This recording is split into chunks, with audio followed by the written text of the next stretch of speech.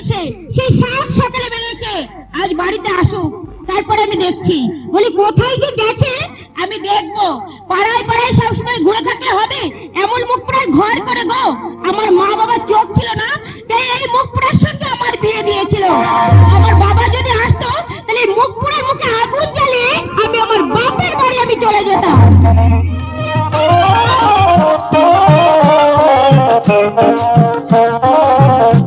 তাই তো এই মেয়ে ছেলের পাল্লায় পড়ে জাম জলি চাই ভাজা হয়ে গেল ভাই। এই 7 দিন বাড়ি ছেড়ে পালিয়ে গিয়েছিলাম ওই মেয়ে ছেলের জ্বালাতে।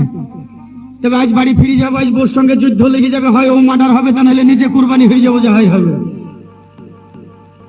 তবে দেখি কি বেলা 10টার সময় ঘরে হুড়কে মারা, তাহলে বউ বা জামে তেমনি লাইন করে 4টার সঙ্গে চলে গেল নাকি? কাউকেই দেখছি না, তাহলে ডেকে দেখি। আরে ও চামচিকের মা, বলি চামচিকের মা আছো গো? বলি সকালবেলায় কোথায় গিয়েছিলে? আমি হ্যাঁ, তোমার জ্বালাতে বাড়ি ছেড়ে চলে গেছি। আমার জ্বালাতে বাড়ি করে চলে গিয়েছিলে? বলি তোমার সাথে 10 বছর হলো বিয়ে হওয়া, তুমি আমাকে কি দিয়েছো গো?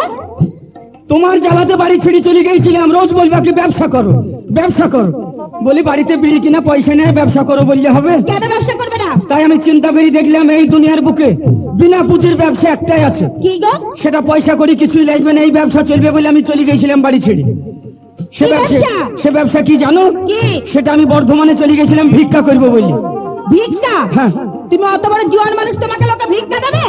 ওই তো বিনা পুঁজির ব্যবসা একটাই ভিক্ষা। এই তুমি ভিক্ষা করতে গেলে তোমাকে লোকে মারবে। কি বলবো, ভিক্ষা করবো বলি তো বর্ধমানে গেছিলাম। আচ্ছা, এ বাড়ি ও বাড়ি ঘুরি, 6 দিন ঘোরার পরে কি বলবো গিন্নি, কি হয়েছে? যে বাড়িতে যাই ভিক্ষা তো দূরের কথা আমাকে খুঁট বাড়িয়ে চলে আসে মারতে? তখন আমি দেখলাম ভিক্ষা তো দূরের কথা আমাকে সাইজ করে ফেলবে। তা চিন্তা করে দেখলাম এ ব্যবসা চলবে না, ঘুরে বাড়ি যাই। তবে রাত লেগে গেছে, 6 দিন চলে গেছে। 7 দিনের দিন কি করব, সকাল না হলে তো বাড়ি আসতে পারবো না।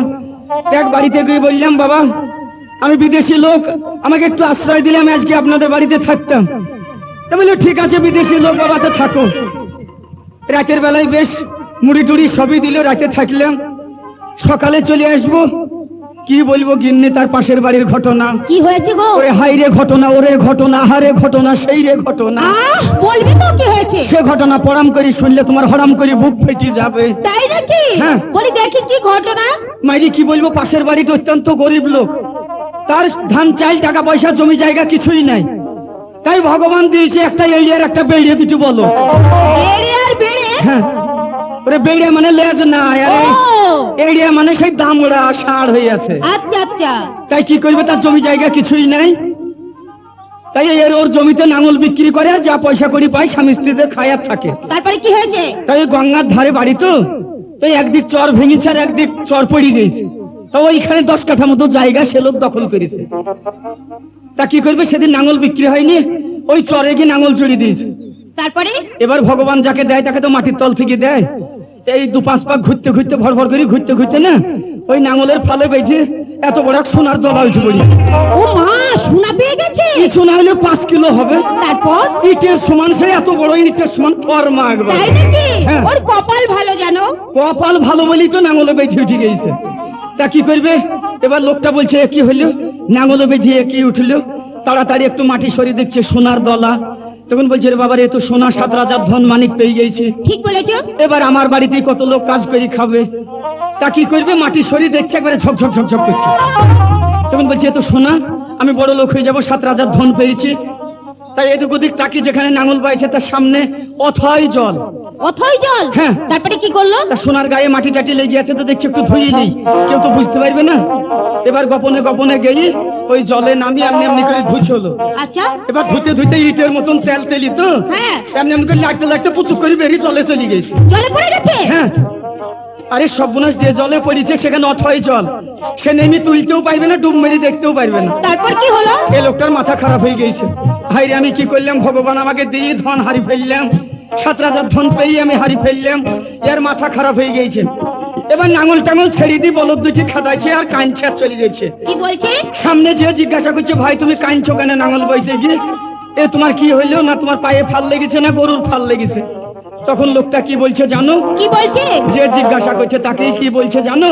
কি বলছে ধন ধুতে ধুতে ওরে চলে গেল, ওরে ধুতে ধুতে চলে গেল, ধুতে ধুতে চলে গেল, ধুতে ধুতে।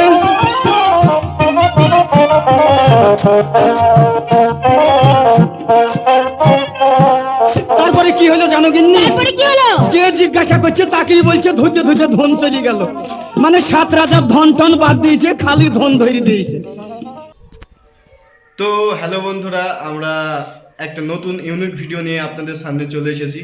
সো এই ভিডিওটি যদি আপনাদের ভালো লেগে থাকে তাহলে কমেন্টের মাধ্যমে জানাবেন, এই ভিডিওটি যদি ভালো নাও লাগে তাও কমেন্টের মাধ্যমে জানাবেন।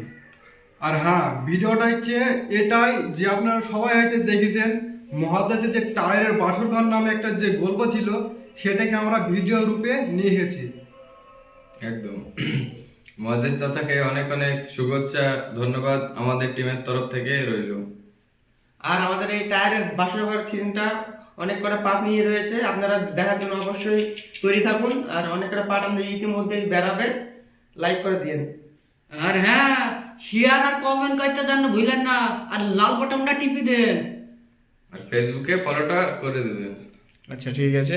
সো মেন বিষয় হচ্ছে মহাদেশ খালুর মতো হয়তো আমরা অ্যাক্টিং করতে পারবো না, তো আমরা চেষ্টা করেছি, যতটুকু পেরেছি মন থেকে চেষ্টা করেছি। আর মহাদেশ খালু ও তার টিমকে আমাদের মন থেকে, আমাদের টিমের মন থেকে অনেক অনেক শুভেচ্ছা ও ধন্যবাদ। তো মেন বিষয় হচ্ছে আমাদের ফেসবুকে অনেক ভিউয়ার আছে, কিন্তু ইউটিউবে তেমনটা ভিউয়ার নেই। হ্যাঁ, তো আপনারা অবশ্যই আমাদেরকে ইউটিউবেও একটু সাপোর্ট করেন, আমরা যেন একটু এগিয়ে যেতে পারি। হয়তো মহাদেশ খালুর মতো অতটা নাম কামাতে পারবো না, কিন্তু আপনাদের সাপোর্টে সব কিছু হয়। একটু সাপোর্ট করে আমাদেরকে এগোনোর চেষ্টা করতে দিন। ধন্যবাদ সকলকে। ধন্যবাদ।